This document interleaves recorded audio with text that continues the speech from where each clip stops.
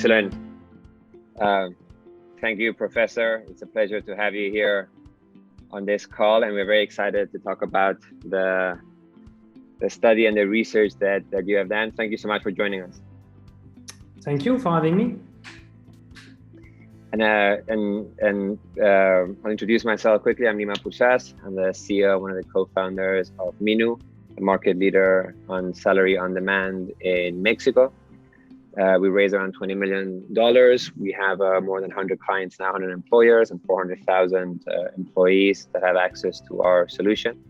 And we have here the pleasure of having with us Professor Boris Vallée, excuse me. This is the Spanish side with the double L, so I apologize for that. And Professor, thank you so much. And we'd love to start a conversation with you, just telling us a bit about your background and your expertise and kind of focus on your research. And also why salary on demand, why pay on demand is something that got your attention, and why Mexico and why Minu. Absolutely. So briefly about myself. I am a finance professor at Harvard Business School, and I've been there for almost 8 years by now. In terms of background, I have a PhD in finance, and before that I worked as an investment banker in London. So what I'm trying to do is to bridge the real world practice with the intellectual insight of research. And in terms of topic, I'm particularly focused on financial innovation, all forms of financial innovations. And there I try to take a nuanced approach, trying to identify a context where financial innovation has a positive impact on society, and some context where it has potentially a negative impact on society. And so I have a series of projects on fintech, and I think there is many exciting development in the fintech space. A lot of things are going on, but again, it's important to be nuanced here and understand what are the contexts where there is really something novel and economic at play versus when it's more of a marketing some traditional product in a more buzzy way. And so I think having some discipline here to think about this topic is helpful both to researcher but also to the practice. Thank you, Professor. And it's so for us as pioneers of pay on demand in Mexico, there's a lot of benefits we see to this type of solution. And one of the things that we hear a lot about, and people tell us, it's simplicity, right? It's the fact that when it's an innovation which is actually based around a concept which is somewhat simple, right? Which is, if you've earned those wages in an on-demand economy, you should have access to them whenever you need them. I think especially in markets such as Mexico, where unfortunately salaries are very low, so a lot of the population can make it from paycheck to paycheck. When there's no usury loss, alternatives are very expensive. You have our average loan has a rate of 400%, and unfortunately financial education is also low, so there's not a savings buffer. What from your perspective specifically around pay on demand, salary on demand, is it that you found very interesting, and also vis-a-vis its impact on society? Absolutely. I mean, I am completely with you on the simplicity message. As I tell my student, it's easy to make something complex. It's hard to make something simple, even though we are often attracted to go towards complexity. And it's actually when I was mentioning that there might be some negative impact of financial innovation. Typically, when it's done in a complex manner, it tends to go bad because these are contexts where it's easier to take advantage of one party versus the other. Whereas contexts where you foster simplicity, transparency, these are much more prone to having a positive impact on the economy or on every party involved. So that's at a high level. I think this focus on transparency and simplicity is one important aspect of my interest in the topic. I think the idea that this can be an alternative to payday lending is also something very interesting to me, because there's been a lot of debate around payday lending and whether this was predatory or whether this was having a positive impact on people that had no other option. So here is another option, and arguably offered at much more beneficial terms that payday lending. So I think this possible crowding out of payday lending is one important aspect. Then I think it is very interesting to think about the intersection of financial services and career decisions. So how your finances is going to affect your life decisions or your career decisions for the best or for the worst. And so here I think it's a context where it can help people stay in their job, and we'll talk more about that. I think it's a good illustration of this intersection because I mean we often hear like finance is something we should get rid of.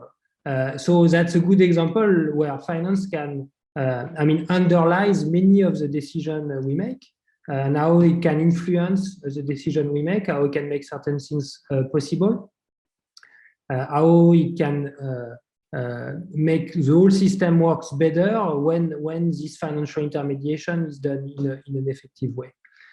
So that's another motivation.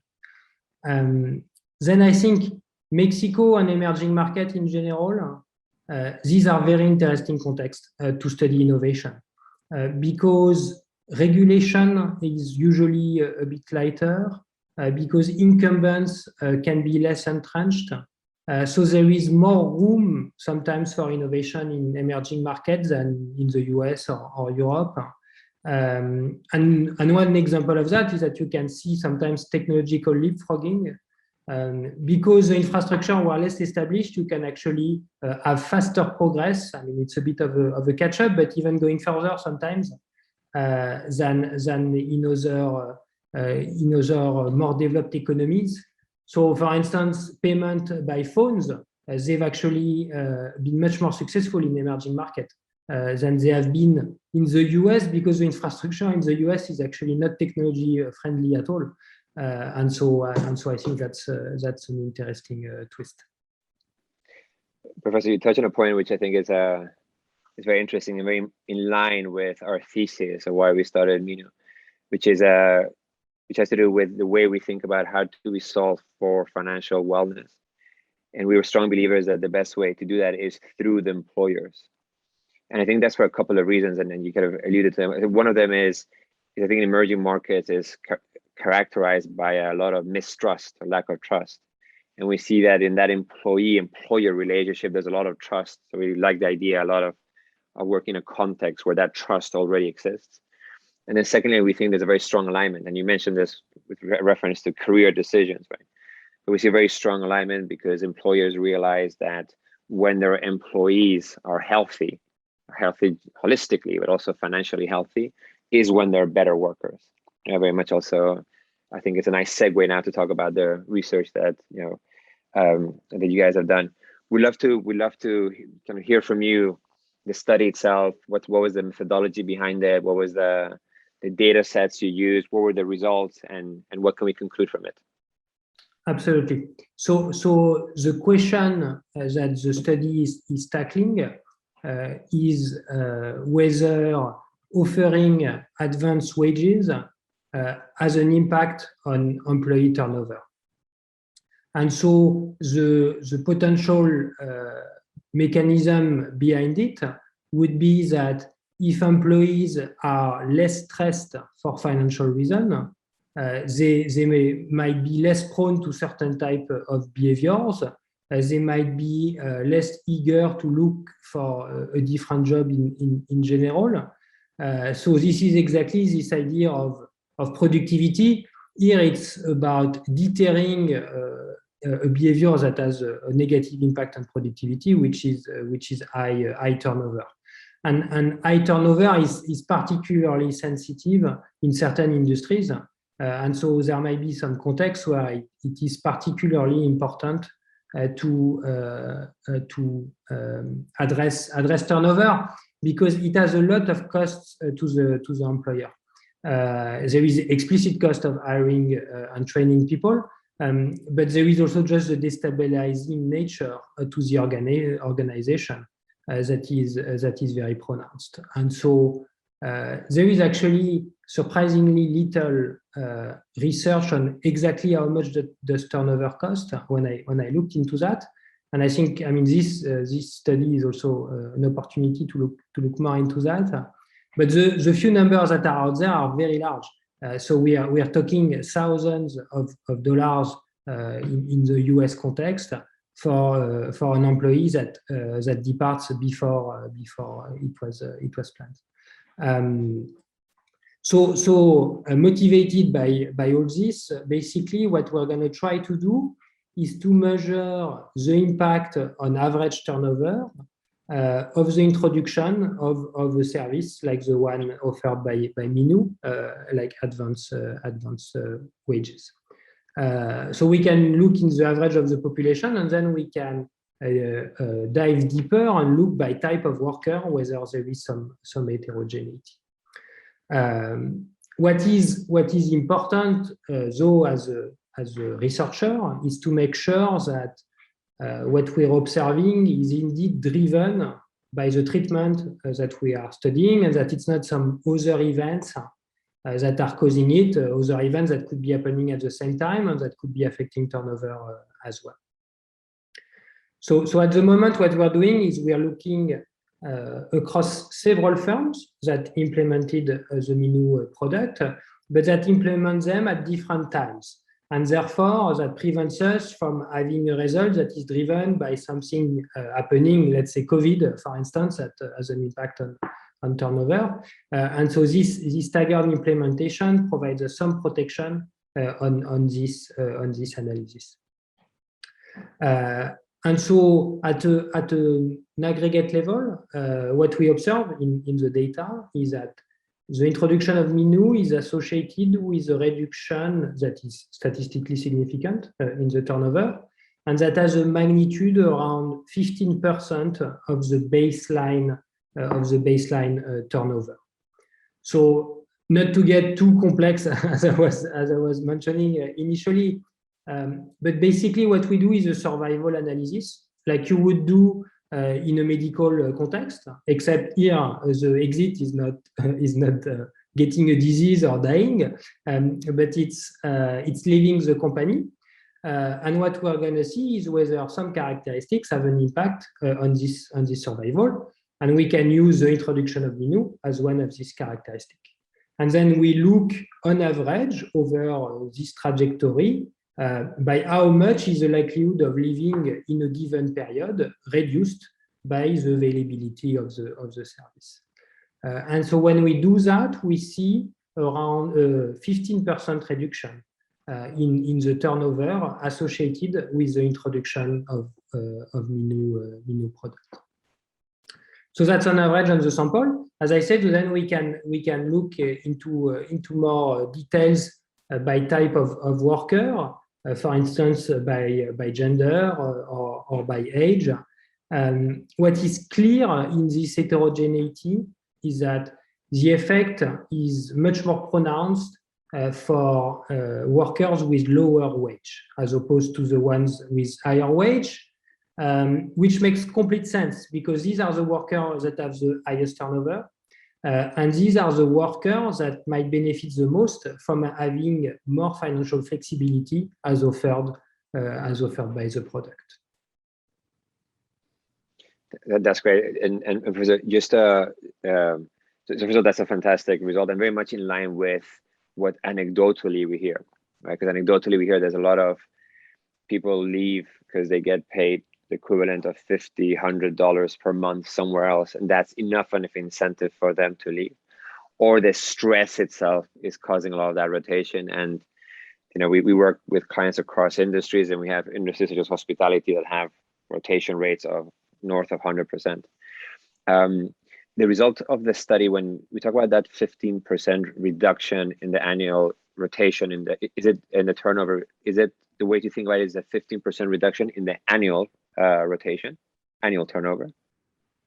So yes, I mean, you can aggregate. So we are measuring it at a monthly frequency because the data we have is at a monthly frequency, but that is comparable because it's measured over the whole trajectory of the employees, and so the reduction will be the same at an annual level. Absolutely. Got it. That's great, and we think that's a fascinating result, right? That translates to a material savings in that high cost of rotation, right? Which we've done a few studies ourselves, and it's a cost of hiring, it's a cost of training, but also, as you mentioned, is the impact you have of people leaving in the culture, in engagement, in other people's times, and so on.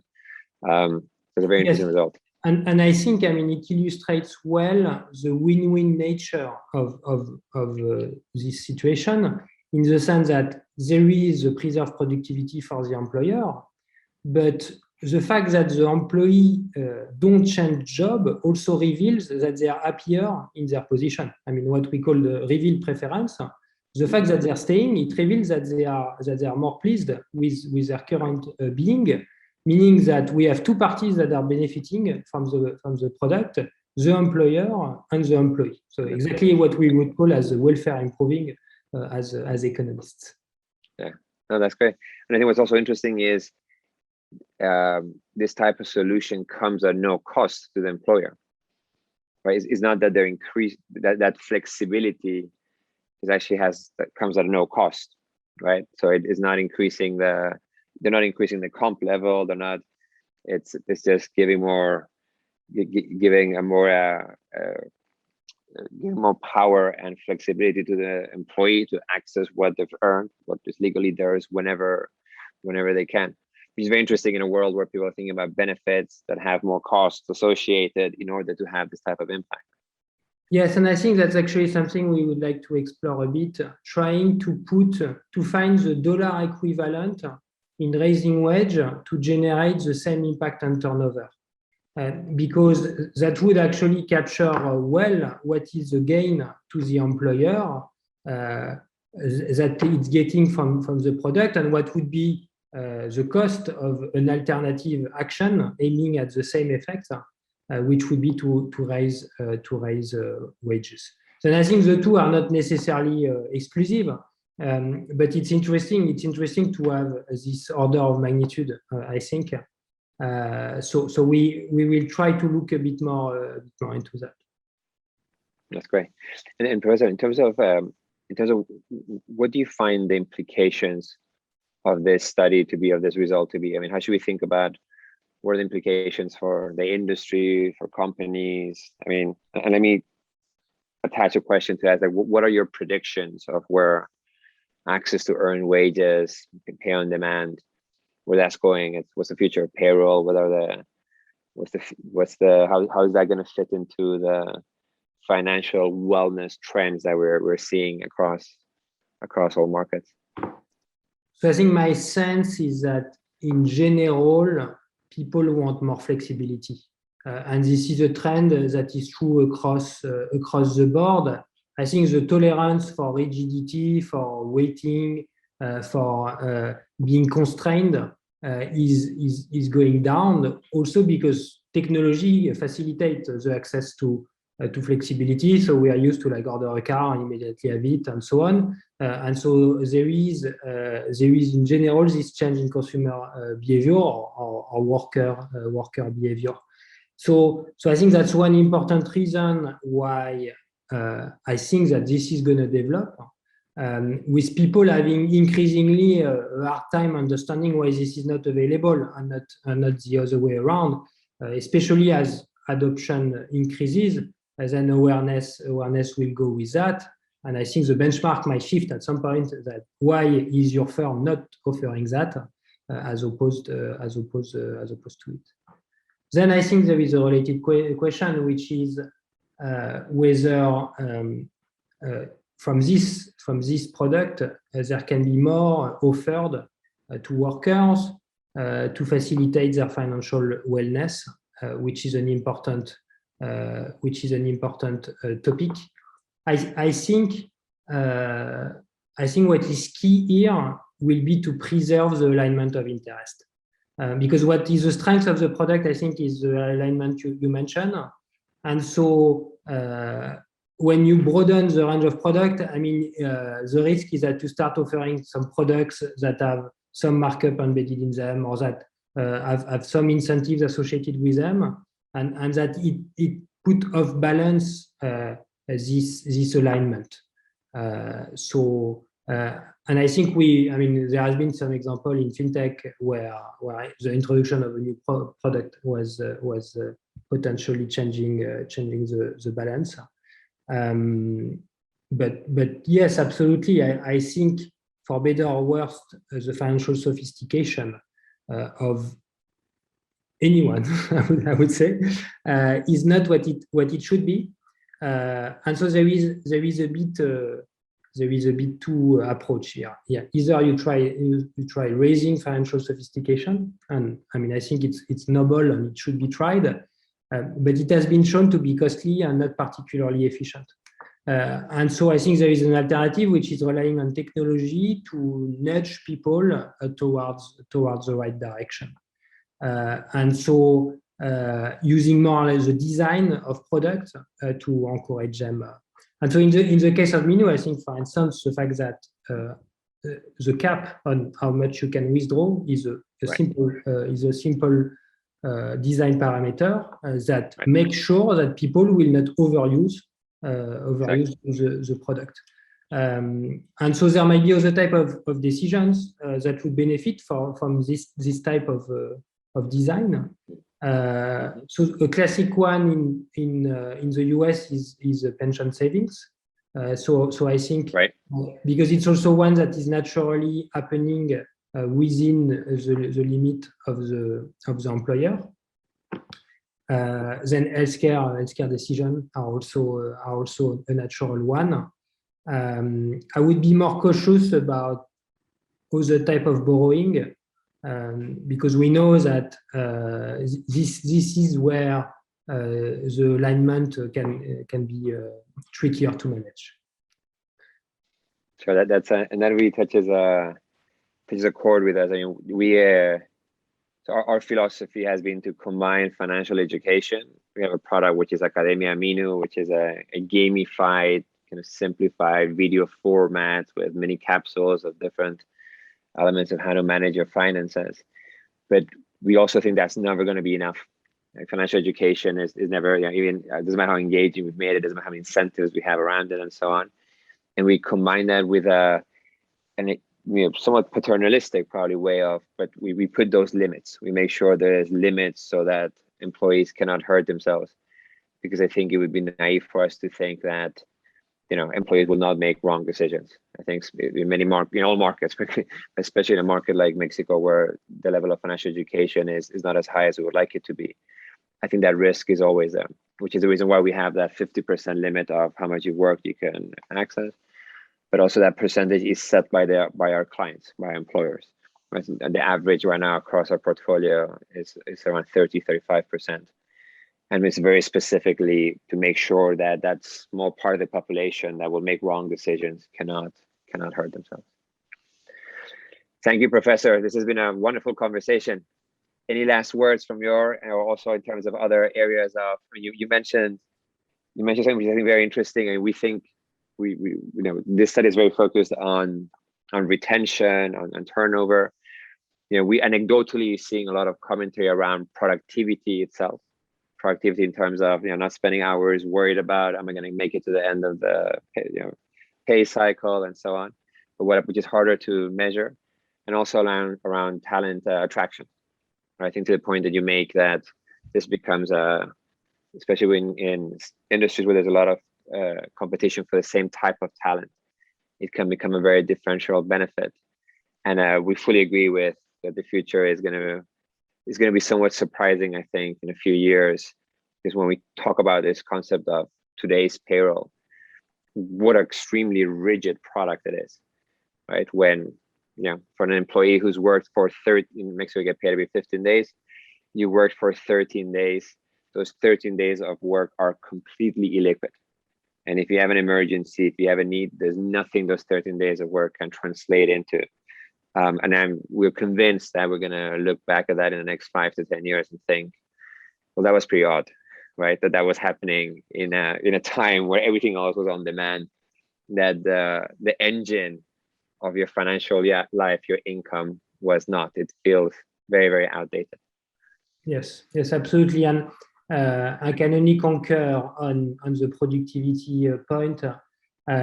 I think in general, we take more time in thinking about quantities that are harder to measure. So turnover is somewhat of a low-hanging fruit because there is hard data about it. Productivity is much harder. And to draw a parallel, so I think in the debate around buildings and the design of buildings, it took decades to realize that the design was having a large impact on people's productivity. Whereas people caught up much easier that it was having an impact on the electricity bill or other aspects that are much more easily observable. But the truth is that for an employer that has a large building, the impact on productivity actually dwarfs the one on electricity saving and so on. And so even though it's larger, because it's harder to measure, people take more time to look at it. So I can only encourage thinking a lot about this aspect. I mean, talent, productivity, these are really first order aspect for firms. Thank you, Professor. It was really great. Very much thank you for leading this study and also for your time. Thank you very much.